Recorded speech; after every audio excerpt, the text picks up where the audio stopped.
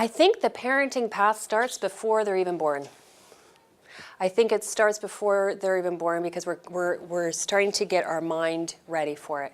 I think certainly when we're pregnant and we're starting to prepare, I had read a lot of articles and books around what to do when you're pregnant and that whole idea about talking to your children. Like I would talk, now mind you, I was in bed rest for 4.5 months, so I had lots of time to talk.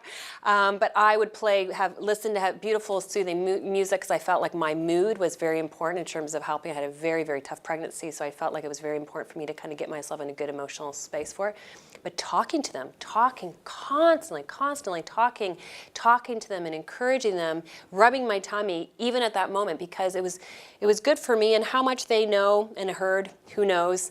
But for me, what it did is it started the bond.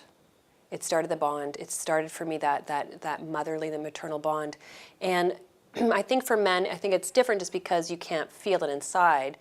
I definitely saw a different bonding with my husband. He was much more, once they were born, that's for him, the bonding really started for him.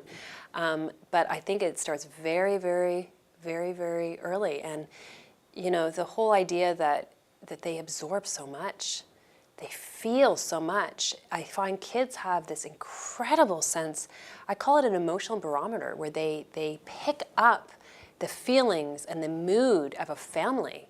They pick up any tension between husbands and wives. I mean, they really are so brilliant at such a deep level. And so what's powerful about, I find, parenting is that it's like our children actually hold up a mirror to us.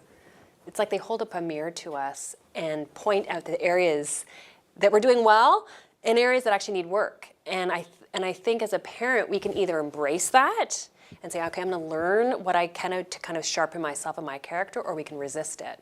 And parents who actually embrace it, I find, have very powerful and meaningful and beautiful relationships with their kids.